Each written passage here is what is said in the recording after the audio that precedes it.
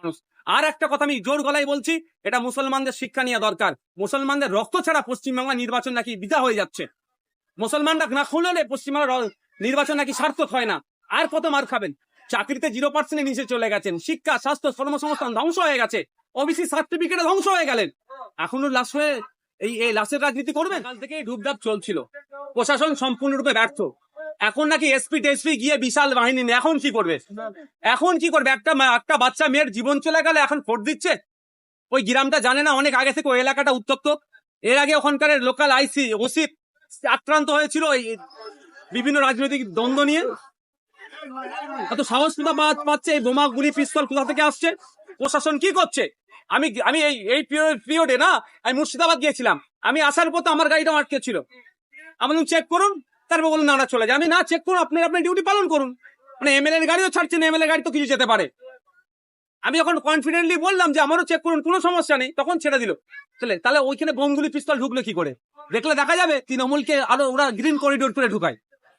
এই দায়িত্ব রাজ্য সরকারকে নিতে হবে। আমি রাজ্য সরকারের প্রধানের ক্ষমা চাওয়া উচিত নিঃশর্তে, এবং এই সমস্ত যারা গুন্ডা দুষ্কৃতী বদমাস আছে তাদের ঘাড় ধরে জেলের মধ্যে ঢুকিয়ে দেওয়া দরকার। দুর্ভাগ্য আমাদের এমন কোন নির্বাচন নেই 2011 সালের পরে যেখানে মানুষের রক্ত খুন ছাড়া হচ্ছে না। যখন নির্বাচনে দেখবেন খুন হতে হচ্ছে পিছিয়ে বর্গের মানুষ। আর একটা কথা আমি জোর গলায় বলছি, এটা মুসলমানদের শিক্ষা নেওয়া দরকার। মুসলমানদের রক্ত ছাড়া পশ্চিমবাংলা নির্বাচন নাকি বিধা হয়ে যাচ্ছে। মুসলমানরা না খুললে পশ্চিমবাংলার নির্বাচন নাকি সার্থক হয় না। আর কত মার খাবেন? চাকরিতে 0% নিচে চলে গেছেন, শিক্ষা, স্বাস্থ্য, কর্মসংস্থান ধ্বংস হয়ে গেছে, ওবিসি সার্টিফিকেটে ধ্বংস হয়ে গেলেন। এখনো লাশ হয়ে এই লাশের রাজনীতি করবেন? দাদা, মুখ্যমন্ত্রী প্রচন্ড উদ্বেগ প্রকাশ করছেন ব্যাপারটা নিয়ে এবং এসপি কে নির্দেশ দিয়েছেন যত তাড়াতাড়ি এই বিষয়ে ওনার টিম হবে। ওই বলতে হয়, টুইট করতে হয়, না লোক চিচি করবে, এর বাইরে কিছু হবে না। বকটুয়ে কাণ্ডর পরে যখন 11 জন মুসলিম পরিবারের মানুষজনকে শহীদ করেছিল, খুন করেছিল তাদের দলের লোকেরাই, তখন তারপরে কি বলেছিলেন মুখ্যমন্ত্রী মহাশয়?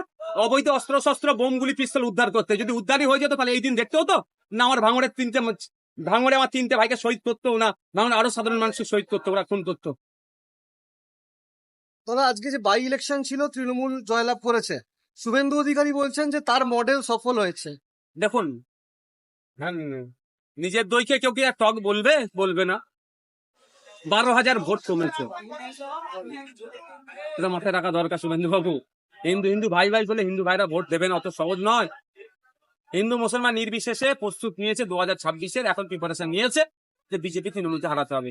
তবে একটা কথা আমি বলছি, অন ক্যামেরা বলছি, সিপিএম কংগ্রেসকে মনস্থির করতে হবে যে বিজেপি এবং তৃণমূলের বিরুদ্ধে সত্যিকারের লড়াই করতে ইচ্ছুক কি ইচ্ছুক নয়। এ কথা আমি আজকে এটুকু বললাম, পরবর্তীতে ডিটেলস আমি বলবো। শওকত মোল্লা তিনি বলছেন যে পীরজাদারা রাজনীতিতে এসে ক্ষতি করছে। আপনি জ্ঞান দেবে ওই নটোরিয়াস ক্রিমিনালটা? তুরপুরাশির পীরজাদার ইতিহাস ওনার জানা আছে?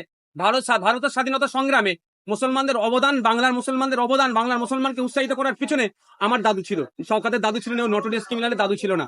রাজা পিয়ারি মোহনের ডাকে ব্রিটিশদের বিরুদ্ধে আন্দোলনের সময় আমার দাদু উপস্থিত হয়েছিল। ফুরফুরার পীর আবু বকর সিদ্দিক রহমাতুল্লাহ আলাইহি ওই নটোরিয়াস ক্রিমিনালের দাদু যায়নি। সাঁওতাল বিদ্রোহের সময় সাঁওতাল সমাজের মানুষের পাশে আমার দাদু ছিল, ওই নটোরিয়াস ক্রিমিনালের দাদু ছিল না, যায়নি। ওই নটোরিয়াস ক্রিমিনাল আমাদেরকে জ্ঞান দেবে? আমরা এতদিন তো রাজনীতি করিনি, ধুলিশ্বাস করেছে, ধ্বংস করে রাজনীতি কুলসিত করেছে। এখন রাজনীতিতে আসেছি, ওদের নোংরামি বন্ধ করবো, ওদের খাওয়া বন্ধ হয়ে যাবে। এই জন্য ফুরফুরার পীরের উপরে ওদের গায়ে এত। ঘাটালে আবারও বন্যা, নির্বাচনে ঘাটালে কি সব ডায়লগ ভুলে গেলেন? 31শে আগস্ট 2024-এর মধ্যে আমার সরকার ঘোড়ার ডিম করবে দিয়ে চুপা। আপনারা দিয়েছেন হিরোকে, তো হিরো কি করে কন্ট্রোল করবে? আপনারা যদি জনগণের জনপ্রতিনিধিকে জিতা দেন, পার্লামেন্টে গিয়ে আপনাদের হয়ে তুমুল ভাবে করতো। সমস্যা হচ্ছে আপনাদের ভুল লোককে নির্বাচন করবেন আর আশা নেবেন। আপনি লাগাচ্ছেন আম গাছ, আর আমরা খাওয়ার শখ গেছে। আমরা খাওয়ার শখ গেলে আমরা গাছই লাগাতে হবে। Thank you.